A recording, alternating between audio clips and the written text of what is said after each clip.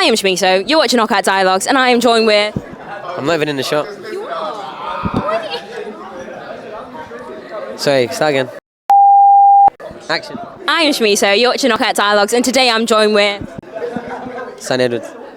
Sonny, your brother's fighting this Friday. How's he feeling? How's he looking? Tomorrow. It's Friday, yeah. Yeah, but I don't know how he's looking, 'cause I'm in Manchester right now, so... I know, but you saw him yesterday. I didn't. I you not? was in Sheffield. What, you posted him on your story? I know, but I haven't. No, you weren't. So I couldn't actually answer that question right now. Have you spoken to him? Yes. How's he feeling then? Yeah, he's feeling good. Okay. If you asked that, you would have got that answer. Well, thank you. Thank you for the tips. How are you feeling? I've seen you back in the gym recently. I'm feeling great. I'm feeling great. Too blessed to be stressed. A lot of fight talk around you. Can you tell me a bit of what's going on? I'm actually not allowed. Yeah. I'm not actually allowed because, especially now, my old promoter has just walked over. So I don't want to upset him.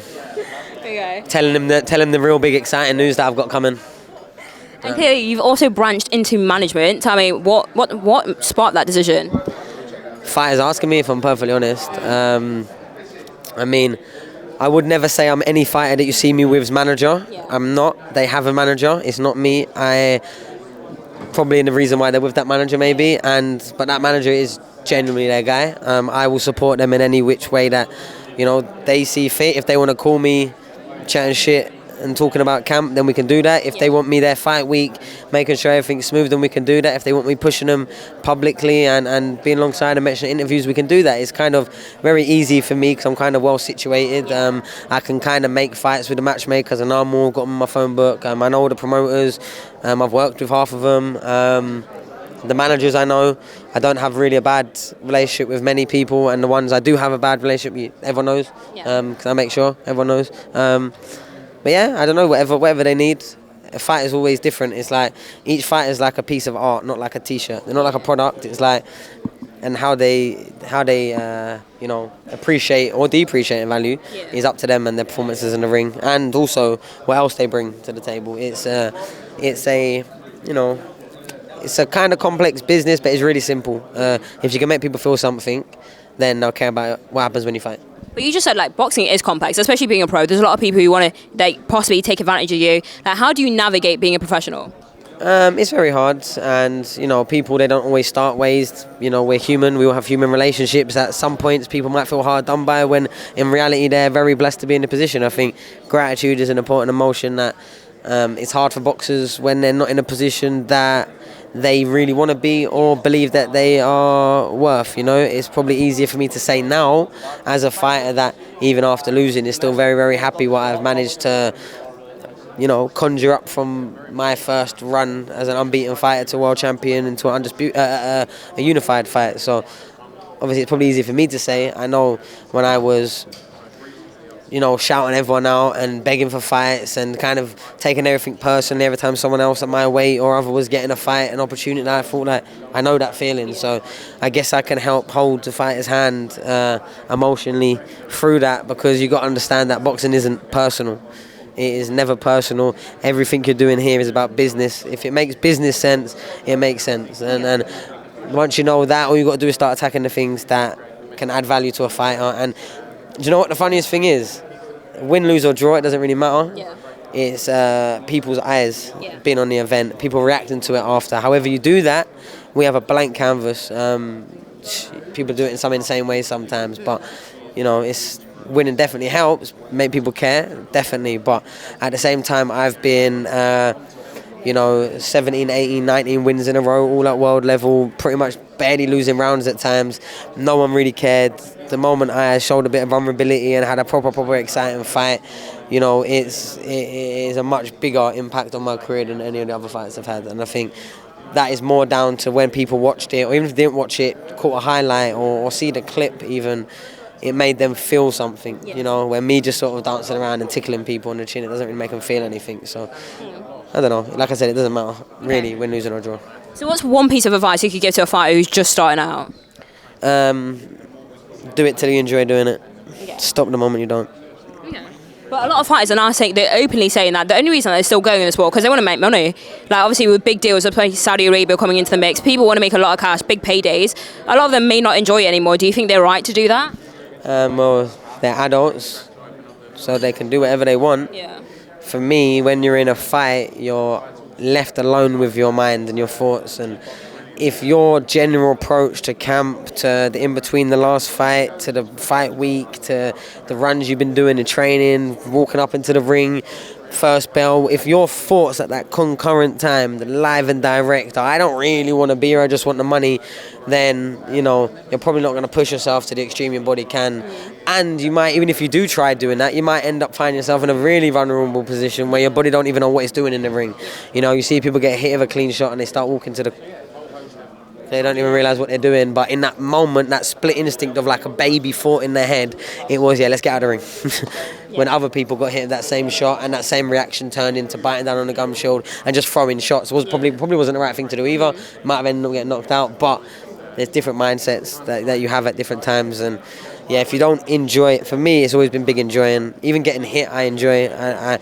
I feel grateful that I'm in a position where my body's able, that I can get in the ring and fight, and even better that I live a life where people genuinely care about it happening, and I'm flying first class to go fight in America in a headline as a flyweight, fighting for another world title. Yeah, okay, I didn't win, but wow, there's so much silver in that lining that, you know, I can live with it emotionally. And yeah, like I said, for me, a big part of that is that I really enjoy what I do. And because I enjoy what I do, it's easy to do it.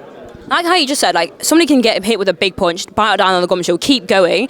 Do you think that's a mindset that all fighters just inherently have, or is that something you can, like, develop? No, I think probably more than 50% of professional fighters are on-top fighters. I think there's probably less on-top fighters in the amateurs. There's probably more real fighters by number percentage throughout every part of their career, proper as amateurs. In pros, you have all the people that just want to be a boxer, you have the people that want to be famous, you have the people that want to make money, you don't have the people that are actually here being involved because they want to be championed as the best, they want to be making big events that people care about. Like, that is what boxing is. We're entertainers / sportsmen, we're a blend in the middle somewhere. And you have to factor in the grand picture, not just, I can earn this money fighting the easiest opponent, yeah, let's run that. Okay, while you're improving and learning, but there should be like a route of doing it, you know what I mean? And I feel like the stricter the promoters are on the route of doing it, and I don't care what you've really done, if you come through, you have to kind of cut these checks, and this is right now. If it's kind of never too fluctuating from there, they control their market really better. Then all they got to do is then make sure they funnel the prizes into the fighters that make it, and then we've solved the business. Okay. But how you just said there's loads of people in boxing for different reasons. What's your opinion on YouTube boxing? At the end of the day, right now, if in any space that we could see right now, two people started fighting, I would stop saying exactly what I'm saying and look over and watch, because why? I'm interested in the fight. Like, I'm not going to be able to see it again. Yeah. It's going to, they broke up. Nah, I missed it. You know what I mean? Oh, you weren't there. You should have been. Like, that's always going to happen.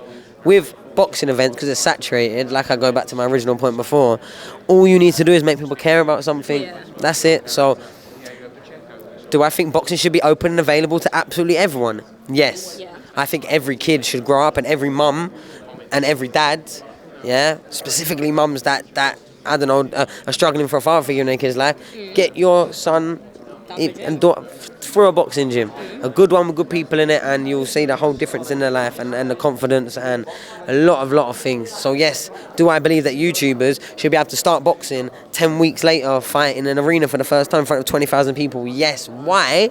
Because that same person could probably book the same venue and do fucking acrobatics, and someone would probably still come. Like, a lot of people would still come and watch. Why? Because they have some sort of buzz, and keep bringing it back, and so people realise that fighting is the most important thing in life, really, because it's our only survival instinct. When the zombie apocalypse comes, yeah, and all the fentanyl addicts, yeah, with the water that they're changing, once they go crazy and start trying to just break everything and attack everything and loot everything, and then when the real life zombie apocalypse comes, the only thing that's going to matter is how you defend yourself, really. So all the fighters, we're going to be like in good little unit, ready to you know what? Ready to defend. So yeah, like, I'm already planning my team. I don't know. Pick 3 people. Who do you have? Zombie apocalypse. Who are you picking? Which? 3 people, 3 boxers to be on your team. Zombie apocalypse. Right now, who'd you pick? Florian Marku first. That is not even questionable. Albanian's tough. Yeah, and he is probably one of the toughest of them. He is the Albanian king for a reason. I've never met an Albanian. I've met a lot of many all over different places in the world. I've never met any person from Albania that I cannot name drop him, and it's like I've got an Albanian passport. I'll be real. So shout out to Florian for that. That's a good perk of that friendship. And yeah, he would definitely be number one, numero uno. And I've said that numerous times. Other fighters.